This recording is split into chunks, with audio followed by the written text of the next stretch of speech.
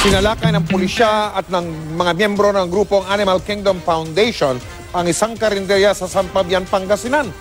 Ang mga putayang ibinebenta ay karni pala ng aso. Inabutan pa ho ng GMA News ang kalunos-lunos na kalagayan ng ilang aso buhay pa at inahanda na para katayin. Tumutok si Emil Sumangil. Exclusivo.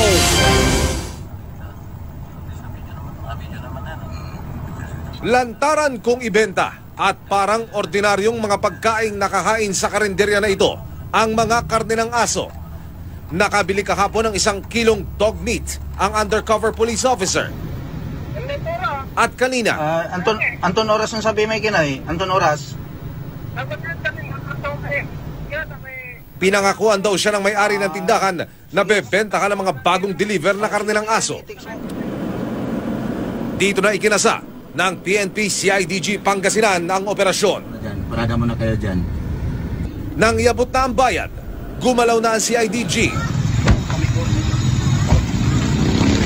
Tinumbok ang likuran ng tindahan at ito ang tumambad sa kanila. Mga asong buhay pa, nakahandusay sa likod bahay, nanginginig at naglalaway, mga nakagapos at tinalian ng mga nguso. Na-trauma na. Okay. Tingnan mo yung mga namamaga na rin. Opo. Kaya kailangan nang itanggalin. Okay. Bukod sa mga asong nakatakdang katayin, nakarecover din ang CIDG at ng Animal Kingdom Foundation ng mga karne at ilang pambahagi ng bagong katay na aso na nakatakda na raw iluto. Arestado ang mag-amo na sina Rolando Reyes at Patrick Romero. 500 pesos daw ang bili sa mga aso at kapag kinatay at nailuto na, naibebenta raw ng higit 2,000 piso. Senior citizen na ako, sir. Wala akong anak buhay. Ito lang ang kuwang ko.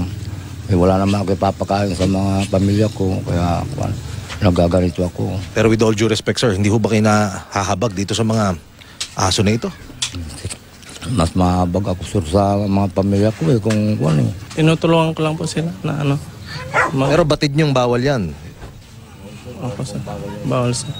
Ang kasamang kinatawan ng Animal Protection Network na nakabase sa Sweden, nagulantang sa nakita. I'm shocked, very shocked. Yes, but I wanted to be and see in real, and I want to show this picture to my Swedish friends, and I want them to support this. Okay. Ang Sweden at mga NGO rito sa Pilipinas, aktibo sa kampanya laban sa pagpatay at pagkain ng dog meat.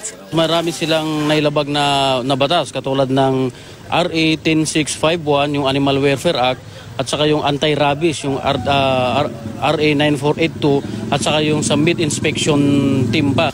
Alinsunod sa batas, maaaring makulong mula 6 na buwan hanggang 2 taon at pagmultahin ng higit 5,000 piso ang mahuhuling lumalabag sa Animal Welfare Act.